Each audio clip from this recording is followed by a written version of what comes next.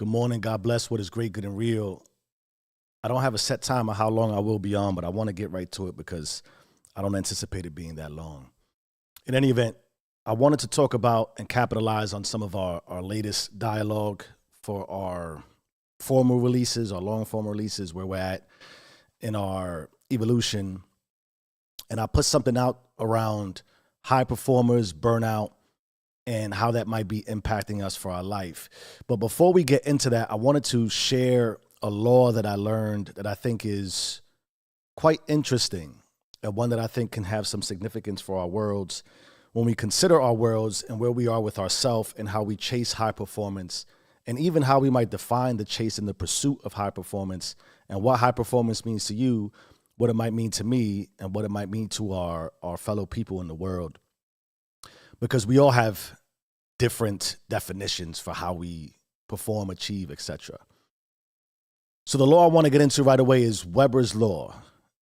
And it states very simply, and I'm going to try to wrap it up into context to make it make sense real quick and then get into it. And I'll give you an analogy of how the definition would work. But effectively, in order to identify a change in anything, there has to be some sort of significant weight around the change. Where, like, perceptually, if I put 1 pound in your hand, adding another pound may not be, or would give you a significant understanding that something changed. But if you were holding on to 100 pounds and I added 1 more pound to that, you wouldn't know the difference. How I like to think of it is a little more simpler. Think of it in this context. If we were all in a dark room and someone turned on a light, we'd all say, oh, wow, there's a big difference that just happened. The weight of life sort of just changed. It shifted. We all now see light where previously darkness preceded it. Now, what I think of great significance there too is how much light does one light reflect to each person? That distinction is certainly unique to everybody, but we can all perceptually say a light just turned on. But there's a discriminatory factor that sort of resides in all of us that allows us to contextualize and understand the weighted significance of change with life. In that, we all know it's one light bulb, so sort of in a logarithmic, or I should say in a rhythmic way, we can say one light got turned on, but sort of the logarithm around the power to which we perceive that one light is different between every one of us, right? Let's just agree to disagree whether or not you agree on that. Now, if you were in a room with 100 lights turned on and someone turned on 1 more light, you wouldn't tell the difference. You wouldn't know. There's already light. If someone, and we're going to get into what I think was significant for me when I thought about this deeply, in the same way, in that room with 100 lights, if someone turned off 1 light, you wouldn't know the difference. You're just surrounded by light. Whereas in the room, of course, that was dark, if someone turned off the light again, well, after they turn on that 1 light, you'd be sort of in darkness. But how much darker can darkness get when you're already in full darkness? I'm sure that it can get darker. Is it pitch black? I don't know to what degree. But let's talk about this law and how it might apply, and then get into the high performers and some of what we might be experiencing and going through that I want to have as a takeaway. Getting back to the 100 lights in a room, it is very likely that all of us are living in an illuminated life, however your life is illuminated. The lights are on everywhere, consciously, right? And whether we're talking ontologically, neurologically, spiritually, epigenetically, all those things that are components of how you identify most strongly with life. And I would argue that the grandest view of light for life from an illumination perspective, this is my view, is being able to interface between all those realms, right? That's why mind, body, spirit, Father, Son, the Holy Spirit, right? There's this triune that we've talked about before. But how you connect spiritually, physically, psychologically, consciously, subconscious, unconscious. All those things are indicative of your lights and how many lights are on. But at this juncture of life, unless you're an infant, which you're not watching this channel if you're an infant, your lights have been turned on. Now, The significance, of course, when we talk about gratitude, being content, I think content is a much bigger word than I appreciate it. It's not complacency. Contentment is as close to peace as possible. I am content with everything and where I'm at in my life, in every facet of life I have afforded to me. One would surmise then that I have my 100 lights turned on, and whether one more goes on or one more goes off, I'm content of where I'm at. I'm going to keep doing what I'm doing because I'm flowing through my life the way I said I would. I've reached some sort of spiritual nirvana, or just contentment, or however you describe being content for your life. Okay. But what about the lights that are being turned off? What about the lights that are being turned off? You could think very succinctly, as I was thinking about, every time you get a new day, I talk about being grateful for the day. I got another day. A light got turned on for me, but yesterday's light just went off. That day is gone. It's never coming back. And that's life in general. So I feel like when I consider Weber's law and life and how I move and how I try to become the highest self I can be, I'm always getting a light and I'm always having one simultaneously turned off. That's significant. It helps keep me aligned. Jung talked deeply in the Red Book about approaching, and this is very, very, very cliche in the spiritual realm, the acceptance of death being critical for life. And Jung actually said, through death, more life is born. Conversation for another day. But let's think about that. One light is being turned on, and one light is constantly being turned off. Where you're at in your life today with your 100 lights already turned on, how many more are you consciously turning on? And how many are turning on just because the room is consistently the same? So when we talk about articulating ourselves across the spectrum of life and continuing to increase our experience and expand our soul, or whatever it is you try to do, how many lights are you consciously turning on? How much attention are you giving to having lights continuously turned on? And then simultaneously, what light are you agreeing to turn off? It's not just that you get a day, you lose a day. It's that when you persist and insist towards a certain version of you, you can't have any conflict there. Is that not logical? If I'm pursuing certain goals and I'm pursuing a certain hierarchy and a certain status in my life, I'm making a commitment and a sacrifice towards those goals. That means that anything that conflicts with that, I turn that light off. And we think that those things are all wonderful because how else will we pursue and persist towards the higher self? But what are you turning off socially? What are you turning off relationally? What other dreams and aspirations might have you had? Because I think, certainly if we consider how we've arrived in our life, and especially if you're midlife like me, I thought about the other day when I was asked, like in 4th or 5th grade, what do you want to be when you grow up? I'm not that today. And how many of us are what we said we would be at that young age? The point being, you've had to acclimate. You've had to make adjustments. You've had to turn different lights on because you've had to survive for your life. Survival, we talk about how the danger, how it could put you into comfort and complacency. But survival is also the mechanism that allows you to make decisions on how you're going to live your life. And we all want to survive to the degree that we're willing to make sacrifices and risk towards the stretch of surviving and how we define surviving. But you've had to make adjustments along the way. So along the way of you making different decisions, different lights have gotten turned on, different lights have gotten turned off. The biggest dream of your life probably got turned all the way off. This was not. I couldn't tell you that. I guess it would be media. I didn't want to be a newscaster or traditional media in the way I grew up in the 80s. Social media didn't exist. I wouldn't have known that I could even do something like this 44 years ago. But here I am today. But now that I make this decision, I've also been making decisions for the last 44 years. Some of them highly conscious, some of them not so conscious. What does that mean for all the versions I've created along the way? Yes, we're one continuous version of self, but I've had to iterate, and I think you can relate to that. How many times have you iterated? How conscious are you of your iterations? Not just that you grow a little gray hair or you lose your hair or that you get a little bit of wrinkles, and certainly there's a number attached to your age, but how many actual iterations of yourself have there been? Some psychosis and analysis around mindset is that a lot of us are stuck, and I've talked about this before, in an adolescent mindset We've never really grown too far from who we were, maybe as early as in our 20s. There's a portion of the brain that doesn't stop developing around 23 or 24. Think about that for the significance of your life and decision making.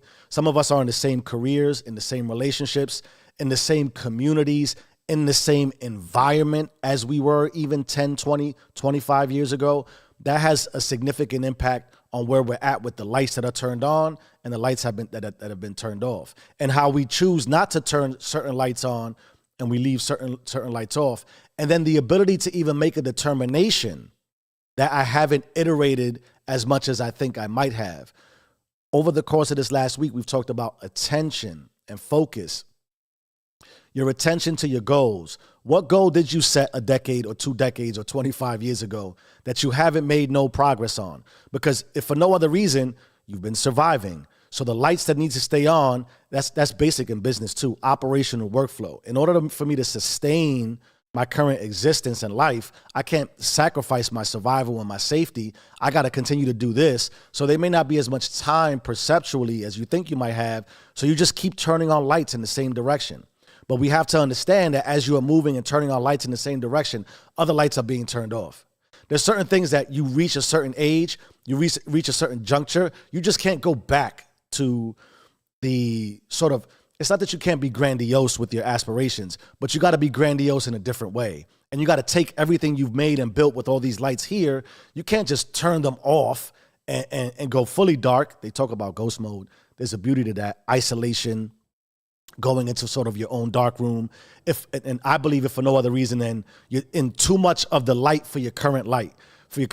If all you see is the current life you have, and all that's in front of you is a reinforcement of that life, every time the alarm goes off, every time you put one foot in front of the other, every time you put your pants on one leg at a time, every time you address life in the morning, the afternoon, and the evening, it's this repetitive cycle, because it's a repetitive cycle for everybody.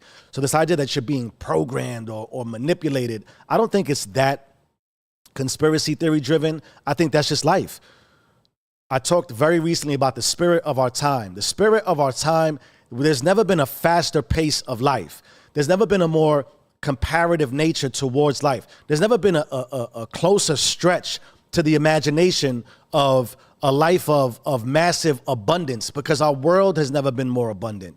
50 years from now, somebody will write something about what this did to us, but the data that you need to observe, it's like how long has the internet been around? It's not that it's not infancy, it's evolved, but maybe even that is in its adolescence.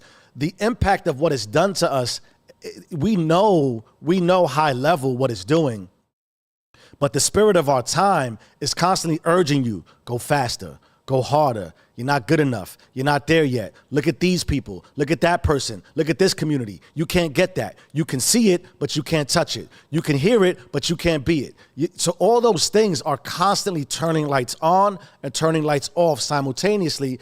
And we're trying to circumvent that by understanding which way to go, which path to take, and how much actual fortitude and discipline and effort is required to maintain survival and maintain potential growth. There's also an argument to be made. If you haven't made a move towards any of your goals you set decades ago, even some as recent as this year, as we now are approaching, what is it, the end of February? It's the 22nd. The first quarter of 26 is almost over. How much have you done that you said you would do when you said you started this year and you would do it this way? It's not for judgment. It's for analysis. You want data. Look at the data of your life. If you're in the same exact place today that you were in yesteryear, then there's it shouldn't be any sort of confusion. It isn't a conspiracy. You haven't moved, or you're moving the same way. You're turning the same lights on. You can't possibly expect something different. Now, in that state of survival, that mindset to understand we keep turning the same lights on, we don't know what the room is that's totally dark holds for us. That's a real thing. I understand that. I don't know if I should make this move because I don't know what's going to happen. I don't know how much work it's going to take. I don't know how much effort. I know it will take a lot. I can't even quantify that. It goes back to Weber's law. You're in the dark. You turn on one light. How do you quantify how much light has just been turned on? Is it 100x, 1,000x, 1x? Is it very bright? Is it a white light? Is it one of those yellow lights? All of us interpret that a lot differently. It's the same when you're standing in the current version of your life. Here I am in my life. Here I am physically, spiritually, psychologically. Apply it metaphysically. Whatever it is, I'm here. All the lights are on. I know how to move this way. I want to go over here. It's totally dark. How many lights will I have to turn on before it becomes fully illuminated? No one knows that. But then there's a contradiction between this iteration, everything that got me to here. I don't kill it, but I can't keep it surviving while giving birth to my new life. But yet in the same way, I just can't abandon myself. So what is there to do? I think certainly all the things afforded to us, it's scary. It's risky. I can't quantify the magnitude of the risk, but certainly as you move forward in your life and you get and gain new things, it for yourself, evaluate the risk. I don't know. I will say all risk is worth it. I've never not taken a risk that I didn't feel was worth it. Even if I didn't gain exactly what I thought I would gain, I did gain the understanding of what it took, right? And so I'll transition from there. You think about decisions you're making, actions you're taking, Weber's law, the weight, how does it feel? Lights are going on, lights are going off, and now this society is so fast, so in your face. So what have you done for me lately? Everything is iterating. Everything that was new today is already old yesterday, and something new has come out, and you're behind already in that space. You focus in on, I am going to be a high performer. I am going to account for all my time. I am going to be scheduled. I am going to be regimented. I am going to be on time. I am going to work on my body. I am going to work on my mind. I am going to work on my finances. I am going to work on my relationships. I am going to pursue a dream, a goal, a new aspiration. I'm going to take who I am and I'm going to elevate it to the highest degree I can. I'm going to reach heaven on earth. I'm going to reach God right now. I'm going to tap into my spirit, the image of creator, and I'm going to have that just flow through me, and I'm going to manifest the world that I see for myself. You should. You should. You can. You will. But under what circumstances, what conditions, and to what degree does that weight feel heavy? I think part of what happens is as you become a high performer to the degree that you quantify and qualify for yourself, high performance. I don't have guidelines to tell you what a high performer is and is not. I start at this. Did you do what you said you would do? Did you take care of what's been afforded to you? If you are in the image of God and you are a physical vessel and you carry forward light, are you taking care of yourself to the degree that you're able to take care of yourself? Are you making decisions for yourself that amplify consciousness to your spirit, your subconscious, your unconscious, your shadow, your ego, all that's afforded to you, and you don't have to put it in those terms. But when you look at yourself and you have a mirror moment, are you pursuing everything you said you would pursue to the degree you said you would pursue it? You define that. That makes you a high performer for yourself. It doesn't mean that you are the most rich and the most famous and the most visible and have the most exposure, but it could mean that. But it could also mean that however tight your circle is, that you are the most visible, that you are the strongest, that you are the most stout, that you are the most relied on, that you carry a burden, that you carry a weight. There's enough in your intimate relationships that you have to be accountable for yourself and everything that makes you feel whole, and then bring that wholeness to the relationships around you that help you understand how you feel whole. And that's why we talk about integration and your intimate relationships so closely. I bring that version of myself to the people around me so they can trust me, rely on me, and I can carry that weight and I can carry that burden. Now, when you're doing that, I think you can get so locked in on turning all those lights on in that direction that you're just turning a light on, turning a light on, turning a light on, turning a light on. Micro. The macro view of everything gets very, very foggy. It gets unclear because you don't zoom out that often. You get so into the forest. It's that forest from the trees kind of analogy. You're in the thick of things. You're in the grind. You're in the margins. You're in the very tight window of growth. And that is such a baby step approach that you lose sight of the holistic view. And then in and around that pursuit of excellence for the higher version for yourself, for the high performance, what I want to share is sometimes you got to pause. And it's not a zoom out per se, But do zoom out and remind yourself why you are doing this. I think if you don't, you're going to drive yourself absolutely crazy. But also, you miss the moment. You miss the moment. One of the things I asked myself was, and I said it on the talk yesterday, do you remember why you're doing this? You can get so caught up into turning on lights, and the weight can be so, like the first time you put on a 100-pound pack, you're like, oh man, that's heavy. And then you walk and you walk and you walk and you walk and you forget the pack is on your back. But it's still 100 pounds. But you're just adapted to being able to carry around a 100-pound weight on your back. The same thing for your life. You learn a new skill. You apply it in your profession. You get a certification. You get a degree. You have a very real conversation with your spouse. You have real conversations with your children, your inner circle, the people who might be helping pull you forward in some dream and aspiration.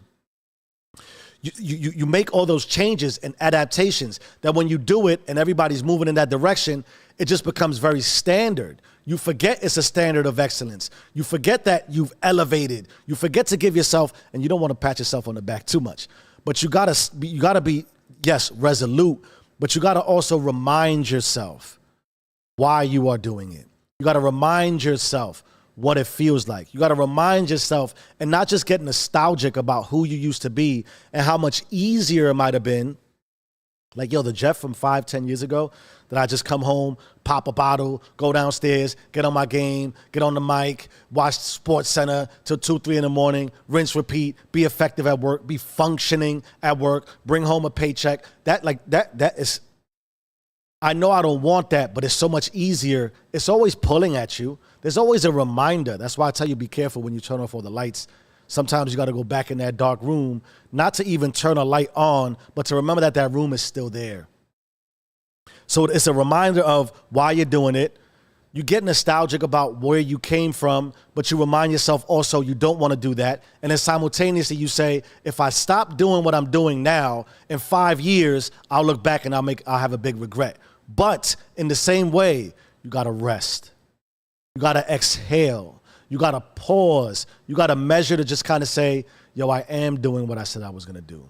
I don't need to perform today. Maybe I don't need to pray today. God already knows. There's no pressure from you. There's no pressure you can apply to God. God's not going to apply pressure to you. God's already making moves and pulling strings on the other side. There's nothing you can really do to infiltrate or change that. You've already taken the steps. And if you believe you're high performing, you got to know that the logic says every time I turn on a light or a half a light and I move in this direction, there's more things coming in that direction. If for no other reason than force, it's a force multiplier. If we're going to agree that the compound effect happens anyway, every time you turn off a light and another light gets turned off and another light gets turned off and another light gets turned off, you lose the possibility of seeing your higher self. Well, every time you turn one on and you turn one on and you look and you're like, not there yet. You turn one on, not there yet. You look, not there yet. You stop looking. Eventually, when you stop looking, you open up and you say, oh shit, I'm there. That's just how it happens. I know it sounds somewhat mystical.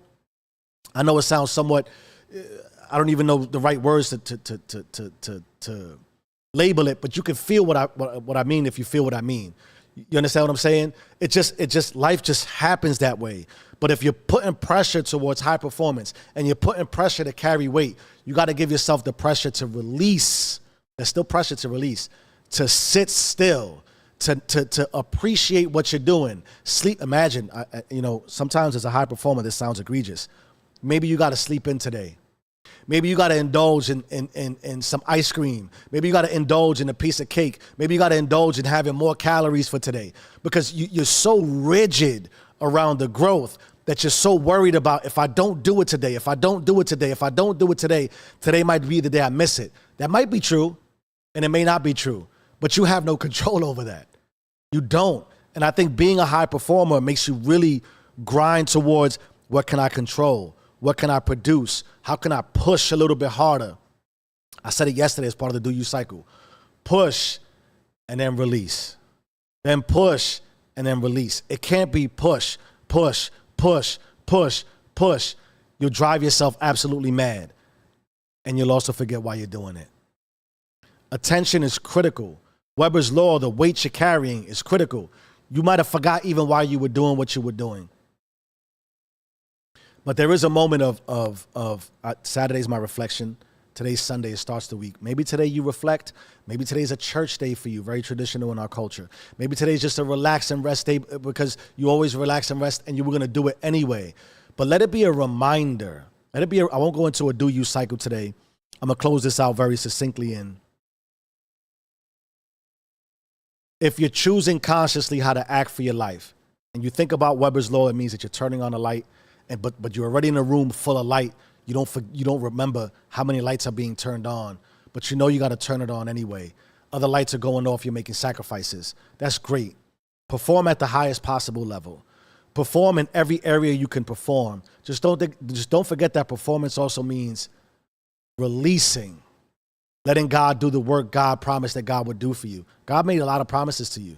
You just got to listen. Maybe that's part of it. Go back to listening. Go back to understanding. Go back to also not thinking. I know that's hard to do.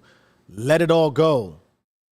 It's moving anyway. And all the movement that you've made from the yesterdays that you've compounded, it works in your favor. Sometimes for it to work in your favor, you got to pause it and let all the interest just push forward. So that's, I think, pertinent for us. I think important for us. It's life. I certainly think it's worth living to the extreme, but how you define the extreme and how you persevere towards that is all on you. But use all those methods. Do you along the way without being specific on acts. Disrupt, own, yield, observe, and unleash always, right? Change your mind, change your life. I am who I say I am. Do you and stay rich.